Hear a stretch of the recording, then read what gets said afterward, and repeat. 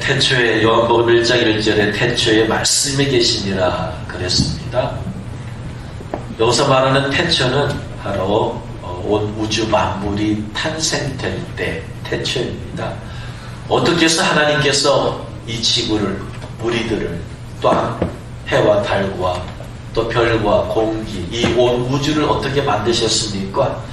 말씀이 계셨습니다. 그래서 창세기 1장 3절에 하나님이 말씀하시되 빛이 있으라 하시니 빛이 있었고, 말씀하시니 빛이 있으라 말씀하셨기 때문에 빛이 있었습니다. 또 하나님이 말씀하시되 물 가운데 궁창이 있어 물과 물로 나뉘라 하시고, 하나님이 궁창을 만드사 궁창 아래의 물과 궁창 위의 물로 나뉘게 하시니 그대로 됩니다. 또 하나님 말씀하시되 천하에 물이 한 곳으로 모이고 묻이 드러나리라 하시니 그대로 되니라.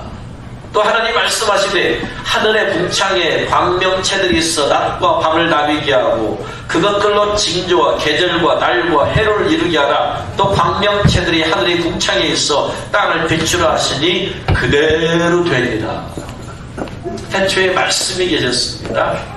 이 말씀은 곧 하나님이 말씀하신 그대로 다 이루어졌습니다.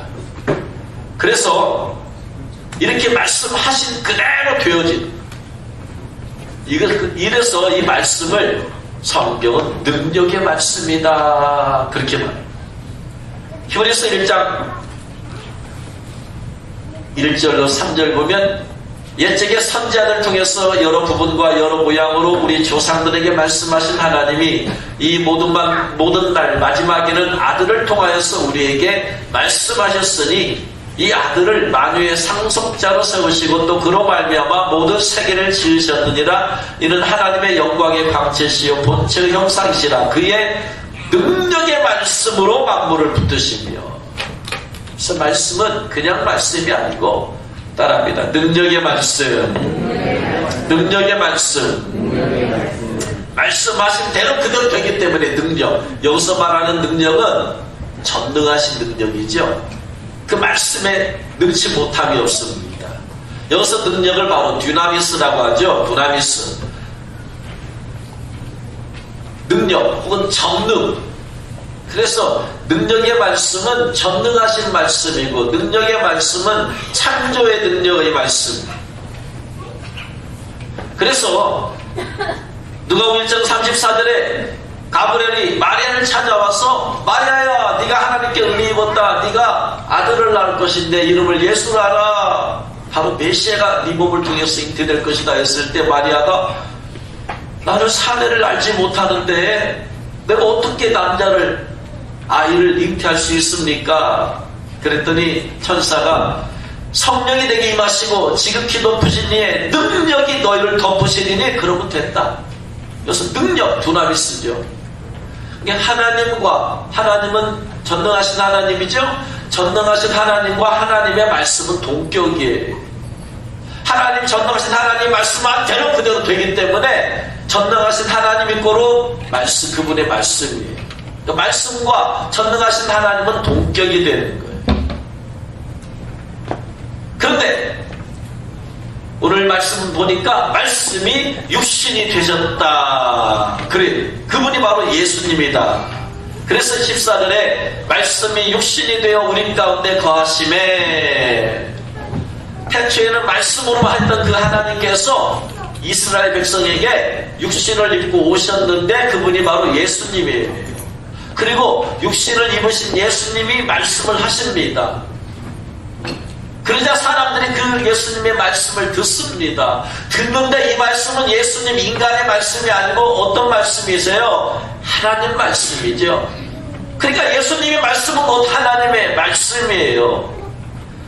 근데 하나님의 말씀으로 천지를 창조했기 때문에 말씀하신 대로 그대로 되기 때문에 예수님의 말씀이 하나님의 말씀이기 때문에 예수님 말씀하시면 그대로 되는 겁니다. 그래서 예수님의 말씀은 전능하신 말씀이고 무에서 이를 창조하신 말씀이시고 말씀하신 그대로 이루어지는 말씀. 가버나움 회당에 계셨을 때 중풍병자가 예수님께 왔습니다. 사람들이 예수님 앞으로 달아내렸죠. 그러니까 예수님께서 중풍병자에게 소자야 네 죄사 받았느니라, 이 말씀이 하나님 말씀이죠. 말씀 육신이 되신 분이 예수님이기 때문에, 그러니까 뭐예요? 그대로 되는 거예요. 죄사 받는 거죠. 또 그 중풍병자에게 네 자리를 들고 일어나 걸어가라, 이 말씀은 하나님 말씀이죠. 예수님 말씀이 하나님 말씀이죠. 그러니까 중풍병자가 그 순간 치유가 되어서 그 자리를 들고 갑니다. 갈릴리 바다에 배 타고 가셨을 때 풍랑이 일어나죠. 그 풍랑이 나서 배가 뒤집힐 정도 막 되자 제자들은 두려워 떱니다. 그들은 인간이기 때문에. 그러나 하나님 말씀이 육신이 되신 하나님, 그 예수님께서 잠잠하라 말씀하시니 그 말씀은 하나님의 말씀이에요. 그렇기 때문에 풍랑이 잠잠게 되는 겁니다. 또 거라산 지방의 군대 귀신들 인자 안에 있는 귀신들에게, 그 귀신들에게 될 때 들어가라, 이 말씀은 인간 예수님의 말씀이 아니고 하나님의 말씀이죠. 그러니까 그 사람 안에 있는 군대 귀신이 그 사람에게서 빠져나가서 돼지 때 들어가게 되는, 그대로 되는 거죠. 심지어 죽은 나사로에게 나사로야 일어나라 말씀했을 때 사람들은 인간 예수가 말한다고 하겠지만 아니죠. 하나님께서 말씀하신 것이죠. 그렇기 때문에 나사로야 일어나라 했을 때 그대로 되는 겁니다. 창조하신 그 말씀이 그대로, 창조할 때, 이 세상을 창조할 때 선포됐던 그 말씀대로 이루어지듯이 그 말씀이 이제 육신을 입고 오셔서 예수님께서 말씀을 하셨을 때 그 말씀은 하나님 말씀이 되는 겁니다. 그렇기 때문에 예수님은 볼 때 바로 하나님을 보는 것이죠. 그래서 이스라엘 백성들에게 2000년 전에 말씀이 육신이 되셔서 그들과 함께 거하셨어요. 그러니까 그들이 그 예수님을 볼 때 하나님을 보는 거죠. 예수님 만질 때 하나님을 만지는 것이죠. 그렇게 해서 말씀이 육신이 되신 예수님께서 그들과 함께 거하셨어요. 그런데 그분께서 모든 사명을 다 마치시고 다시 하늘로 가셨습니다. 지금 우리들은 이스라엘 백성들처럼 그 당시에 이스라엘 백성들 예수님을 볼 수 없습니다. 만질 수도 없어요. 왜? 그분은 하늘로 가셨기 때문에. 그럼 우리는 어떻게 그 예수님을 보고 만지고 느끼고 할 수 있습니까? 어떻게? 마태복음 1장 21절 이하의 아들을 낳으니 이름을 예수라 하라. 이는 그가 자기 백성을 저희 죄에서 구원할 자이심이라 하고 23절에 보라 처녀가 잉태하여 아들을 낳을 것이요 그의 이름은 임마누엘이라 하느라 하였으니 이를 번역하면 하나님이 우리와 함께 계시다. 자, 말씀이 육신이 되셔서 함께 하셨습니다. 예수님이 이스라엘 백성들과 그것을 임마누엘이라고 그랬어요. 근데 그 예수님, 임마누엘 하신 예수님이 다시 떠나가셨잖아요. 그럼 우리는 어떻게 임마누엘이에요? 죄상 받은 백성에게 임마누엘로 함께 하신다고 했는데 그 말씀이 육신이 되신 분이 지금 우리 가운데 함께하고 있습니까? 우리는 볼 수 있습니까? 만질 수 있습니까? 그분은 계시지 않아요. 근데 분명히 임마누엘이라 하나 하나님 우리와 함께 계시다고 했거든요. 어떻게 우리와 함께 가실까요? 따라합니다. 말씀이 육신이 되신 예수님, 육신이 다시 말씀이 되신 예수님,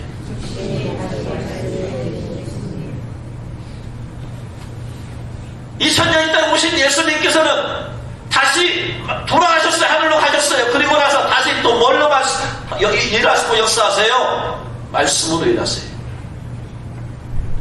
그래서 우리는 말씀이 육신이 되는 것만 생각하지 육신이 되신 예수님이 다시 말씀이 되신 예수님을 생각하지 않아요.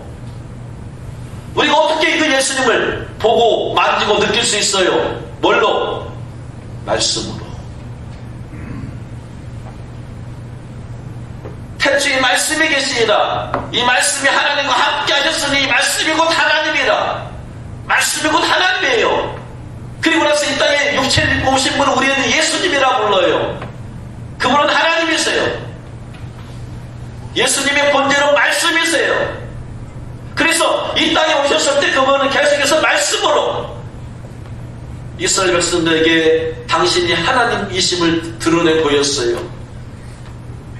빛이 있으라 했던 그 말씀이 죄사함 받았느니라, 또 아픈 나 잠잠하라, 나사로야 일어나라, 말씀을 통해서 그대로 이루어집니다. 창세기 입장에서 말씀하신 대로 그들이 배웠던 그 놀라운 역사가 예수님께서 말씀하시니까 다 그대로 되는 거예요. 그래서 예수님께서는 말씀하신 대로 그대로 되는 걸 통해서 당신이 하나님이심을 드러낸 거예요. 그러므로 예수님은 말씀을 통해서 당신의 존재를 드러내시는 분이십니다. 오늘날 그래서 우리가 어떻게 예수님을 만날 수 있고, 어떻게 예수님을 볼 수 있고, 어떻게 예수님을 만날 수 있고 느낄 수 있느냐? 뭘 통해서요? 말씀이에요. 다시 말씀이 되신 예수님. 십자가에 죽으시기 위해서 이 땅에 오신 예수님께서는 다시 본질로 돌아가셨어요. 그리고 우리에게 말씀으로 오십니다. 할렐루야.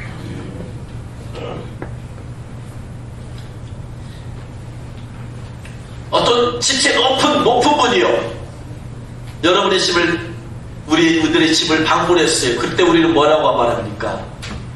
아유, 그렇게 지체 높으신 분이 우리 집에 와주시니 영광입니다. 이렇게 말을 하죠. 영광입니다. 나같이 부족하고 연약하고 허점 많은 이 못난 우리 집에 이렇게 지체 높으신 분이 오시다니 영광입니다. 임금이 한 평민의 집에 갔어요. 방문했어요. 그때 평민이 영광입니다. 영광입니다. 임금께서 우리 집에 오시다니 영광입니다. 그래서 하나님이신 그분께서 인간의 몸을 입고 이 땅에 오셨을 때 인간은 다 죄악 가운데 거했던 더럽게 한량없던 인간들인데 거룩하고 전능하신 그 예수님이, 하나님이 육신의 몸을 이 땅에 오셨어요. 그렇기 때문에 그걸 뭐라고 그래요? 영광입니다. 저 높고 저 홀로 존귀와 영광을 받으실 그 하나님이요, 어떻게 육신의 몸을 입으시고 이 땅에 오셨습니까? 우리에게는 영광입니다. 영광입니다. 그렇게 말을 합니다. 그리고 그분이 오셨을 때, 그분의 지체 높은 분이 오셔서 우리와 함께하고 있구나, 지금 나와 함께하고 있구나, 우리 집에 와 있는구나 했을 때 그걸 느끼죠. 느끼는 것을 임재라고 말을 해요. 그래서 임재가 있기 위해서는 먼저 영광이 나타나야 돼. 하나님이 이 땅에 오시고 우리 집에 오시고 나에게 오신 것이 영광이고, 그 영광을 내가 느끼는 것을 보고 임재라고 한다.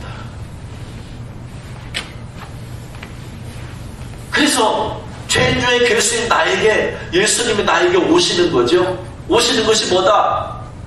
더럽기가 한량없는 내 자신에게 어떻게 거룩하신 예수님이 오세요? 만화의 왕신 예수님께서 어떻게 내 안에 오세요? 영광이죠. 지극히 영광이에요. 근데 내가 그것을 느끼는 거예요. 영적으로. 이것을 보고 임재라고 말을 해요. 그러면 하나님께서 어떻게 나에게 오시고 어떻게 나와 함께 해주시고 내가 언제 그것을 느낄 수 있습니까? 찬양할 때 하나님이 이스라엘 참송 중에 거하시는 주여 저는 거룩하니이다. 찬양할 때 주님이 오신대요. 이게 영광이에요. 그리고 찬양하면서 하나님 지금 나와 함께하고 있구나, 우리와 함께하고 있구나 느끼는 것이 임재예요. 기도할 때, 내가 기도할 때 내 기도를 들으시고 돕기 위해서 하나님이 영으로 와세요. 이걸 뭐 영광이라고 그래요. 그리고 내가 그걸 느껴. 기도할 때 주님이 지금 나와 함께하고 있구나. 이걸 임재라고 그래요. 그런데 말씀이 되신 말씀이 육신이 되신 그 예수님께서 다시 가셨어요. 그리고 나서 우리에게 뭘로 오신다? 말씀으로 오십니다. 그래서 말씀을 들을 때, 말씀을 읽을 때, 말씀을 묵상할 때 그분께서 오셔서 말씀을 깨닫게 하시고 말씀에 감동 주시고 감아주시고 이것을 보고 영광이라고 그래요. 말씀을 선포될 때, 말씀 읽거나 묵상할 때 주의 성령께서 우리 머리로 말씀 해석할 수 있나요? 제 머리로 설교할 수 있나요? 할 수가 없죠. 성령님께서 영으로 하나님께 영으로 제 오셔서 저를 통해서 말씀하게 하신 것, 이게 영광이죠. 제가 하나님의 도구가 되어서 말씀을 전파하는, 말씀 전파하면서 주님이 지금 함께하는구나 내가 느끼는 게 임재죠. 여러분이 말씀을 들으면서 깨달아지는 것, 누가? 하나님께서 영으로 여러분에게 감화감을 깨닫게 해주시는, 이게 영광이죠. 말씀 들으면서 하나님이 나와 함께 하신 것 같아 나 느끼는 게 임재죠. 그래서 요한복음 1장 14절에 말씀이 육신이 되어 우리 가운데 거하심에 우리가 그의 영광을 보니 아버지의 독생자의 영광이요. 그러니까 예수님을 보니까 거룩하신 하나님께서 육신의 몸을 입고 오셨으니까 그게 바로 뭐예요? 영광이에요. 영광. 그러니까 예수님을 볼 때 하나님의 영광, 하나님의 독생자의 영광을 보는 거예요. 즉 하나님이 인간의 몸을 입고 오신 것 자체가 영광이다. 그런데 그 당시는 예수님께서 육체로 오셨기 때문에 그냥 육신의 눈으로 보면 돼요. 육체를 입고 오셨기 때문에 손을 내밀어서 열동의 혈육증 여인처럼 예수님 만지면 되는 거예요.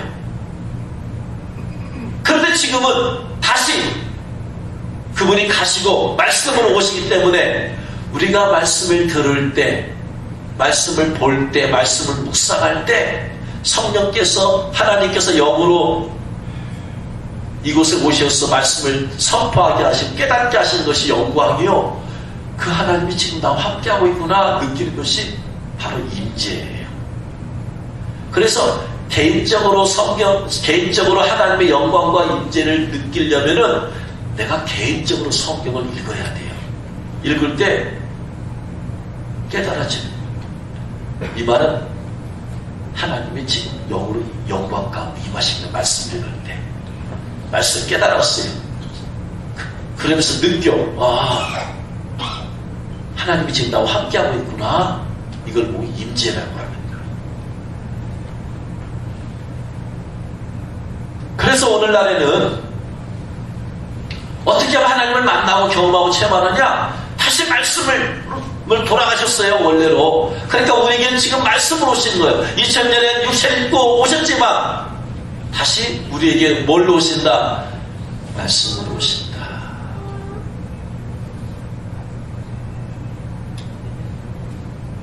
그래서 예수님을 사랑하는 것은 뭘 사랑하는 거예요? 그 당시에는 예수님을 사랑하는 것이 뭐예요? 예수님 섬겨드리면 되는 거야. 예수님 말씀하면 아멘하고 순종하면 되는 거야. 눈에 보이기는 오셨으면.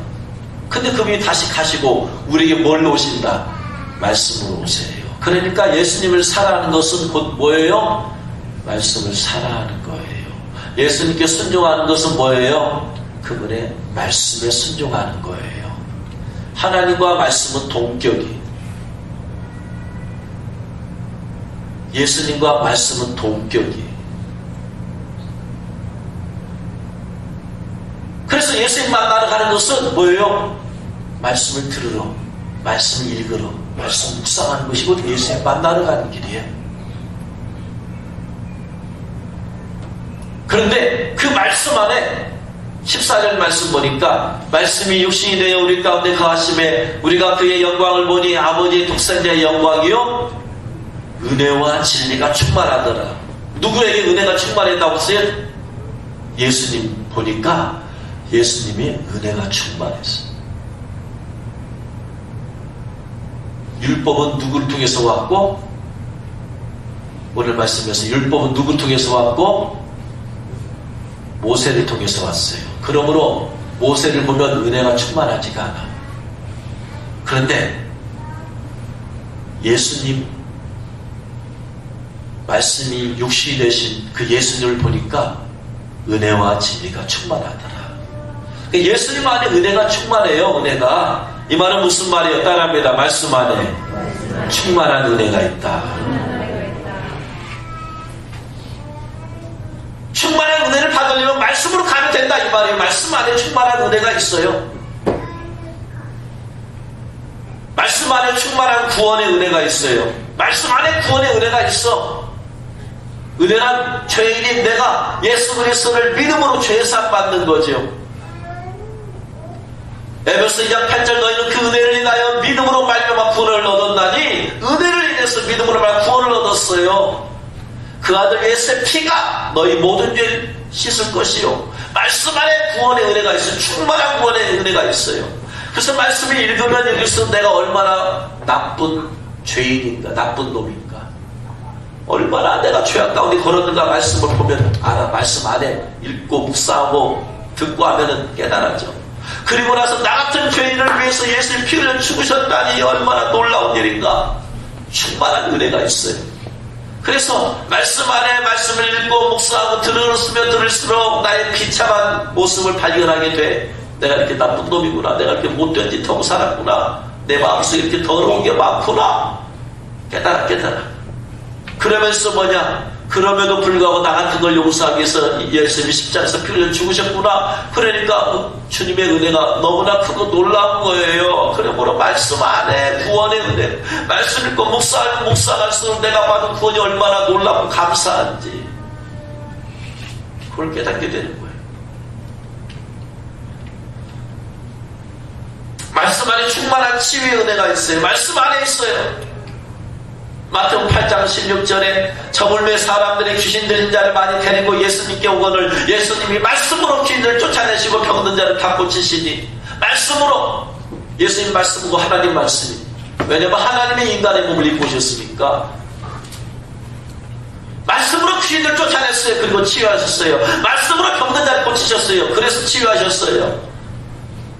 그래서 말씀 안에 귀신들로부터의 치유, 자유의 은혜가 있는 줄로 믿으시기 바랍니다. 말씀 안에 질병으로부터 치유의 자유의 은혜가 있는 줄로 믿으시기 바랍니다. 그래서 저는 그렇게 기도하고 있어요. 하나님, 교회 안에 치유 역사 나타나야 되는데 하나님, 말씀 듣다가 치유받게 해주세요. 말씀 듣다가 그렇구나 깨닫고 주님이 모든 죄 사하고 모든 질병 용서 씻어주시고 치유하셨구나 깨달았을 때 더러운 귀신이 떠나가고 질병이 떠나가고,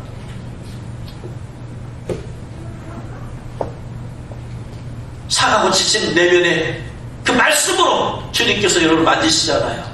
말씀이 위로가 되잖아요. 말씀으로 치유가 되잖아요. 말씀 안에 있어요. 치유가. 말씀 안에 충만한 부요함의 은혜가 있죠. 말씀 안에 있어요.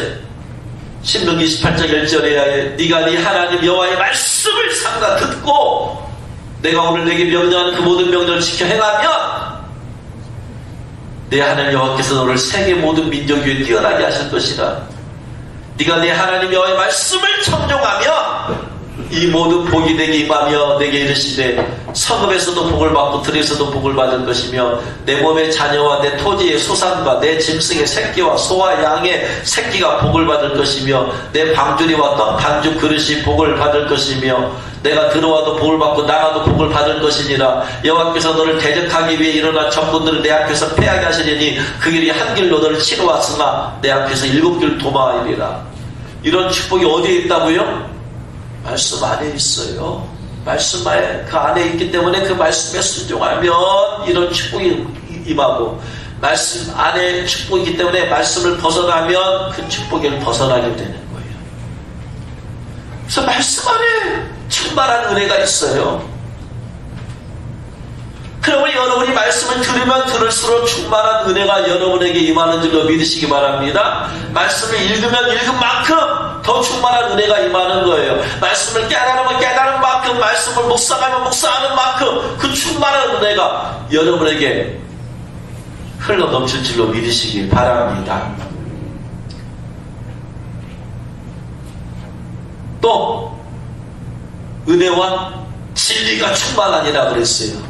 따라합니다. 말씀 안에 충만한 진리가 있다.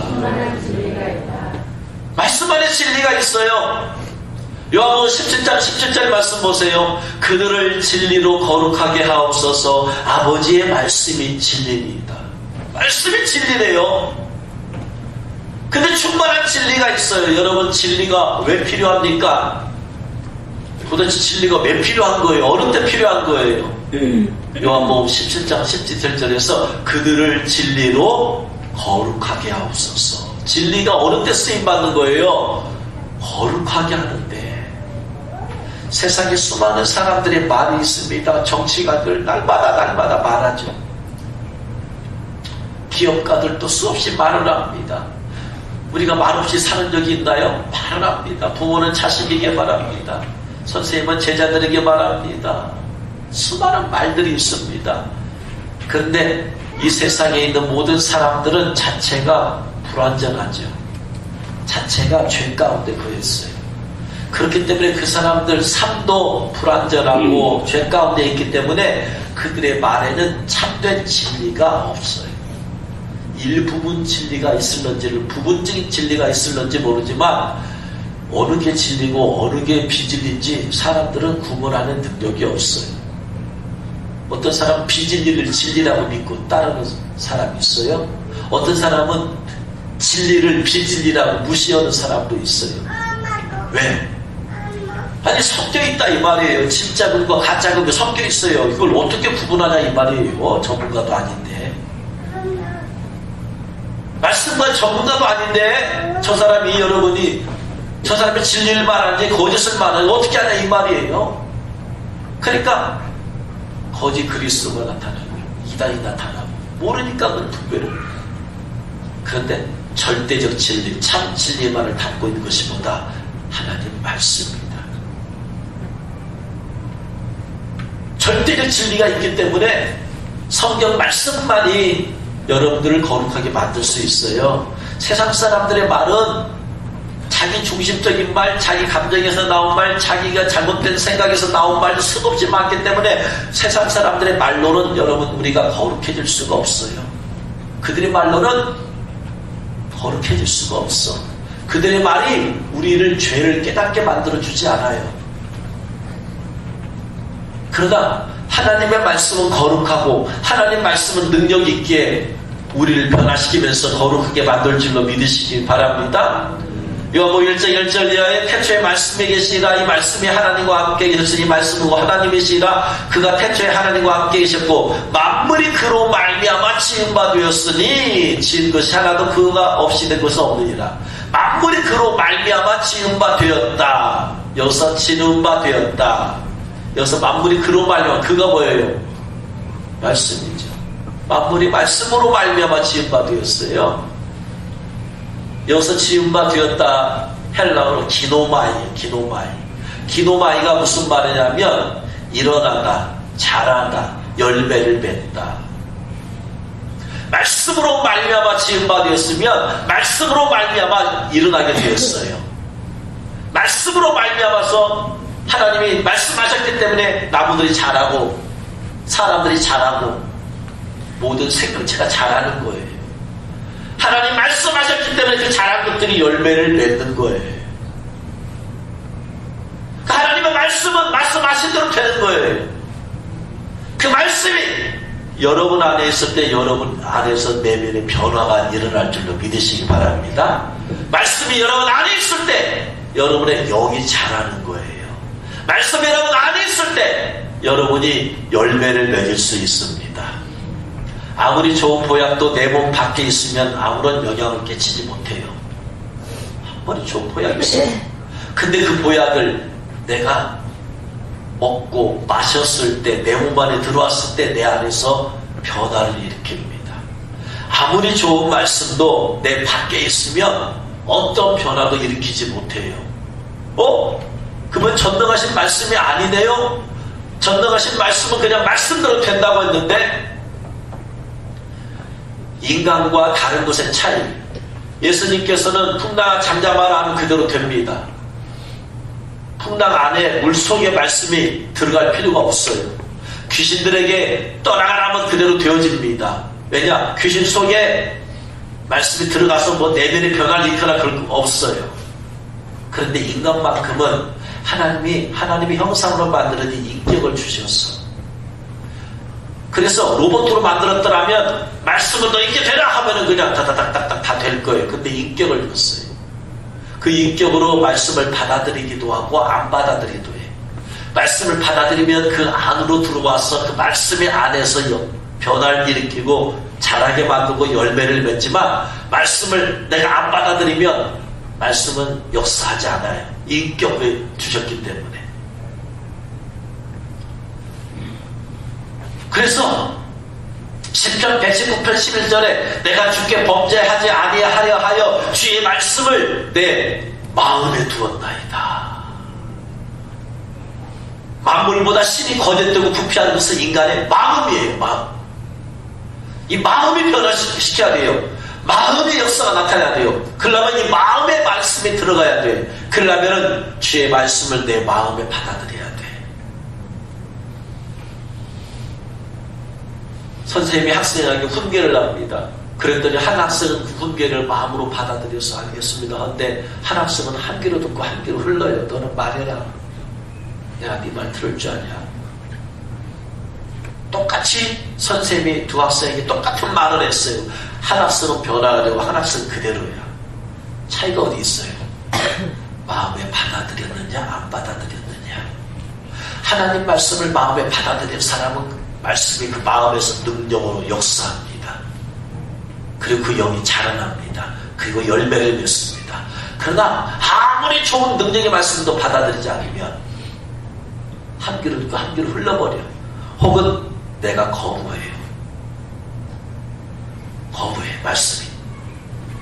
자, 1장 4절 5절 1절 요한복음 1장 1절에서 5절 태초에 말씀이 계시나 이 말씀이 하나님과 함께 있으니 이 말씀이 곧 하나님이세요. 이 말씀은 전능하신 하나님 말씀이에요. 그래서 만물이 그로 말미암아 말씀으로 말미암아 지은 바 되었어요. 지은 것이 하나도 말씀 없이 된 것이 없어요. 그 말씀 안에 생명이 있었어요. 그 생명은 사람들의 빛인데 빛이 어둠의 빛이 돼 어둠이 깨닫지 못하더래. 말씀이 빛이래요. 그럼 여러분 어둠 가운데서 빛을 확 비치면 다 드러나잖아. 깨닫잖아. 근데 빛이 어둠을 비쳤는데 어둠이 깨닫지 못하더래. 어둠이 계속 어둠 가운데 있더래.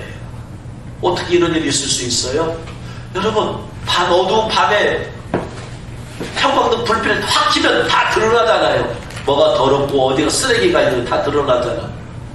말씀의 빛이 들어가면은 우리의 심령을 비춰서 내가 이런 죄 지었구나, 내가 이걸 잘못했구나, 내가 깨닫게 된대요. 근데 빛이 어두운 사람들의 마음을 비췄는데 어둠이 깨닫지 못하더래. 말씀이 무능력한가요? 왜 이런 일이 발생할까요? 요한복음 3장 19절 말씀 19, 20, 21, 19절 요한복음 3장 19절 말씀 같이 읽습니다. 그 정죄는 이것이니 곧 빛이 세상에 왔으되 사람들이 자기 행위가 악함으로 빛보다 어두움을 더 사랑한 것입니다. 이거예요. 하나님 말씀을 여러분의 심령을 비춰서 여러분이 죄가 깨달아지게 만들어 가슴이 찔림을 줘. 근데 그 사람이 빛을 사랑하면 빛 가운데 나와서 어둠을 회개할 거예요. 근데 이 사람이 빛보다 어둠을 더 좋아해. 그러니까 뭐예요? 빛으로 안 나와. 그 빛의 말씀을 몰아내버려. 그래서 베드로가 설교했을 때 그들이 마음에 찔림을 받아. 찔림을 받으니까 어떻게 해요? 우리가 어찌할꼬 했더니 회개하고 예수님 믿으라. 그러니까 나오는 거예요. 빛이신 예수님 나와서 그럼 나 예수님 믿고 빛 가운데 살겠습니다 하는 거예요. 찔림 받았을 때 스데반이 설교했어요. 설교했을 때 이스라엘 백성들이 찔림 받았어요.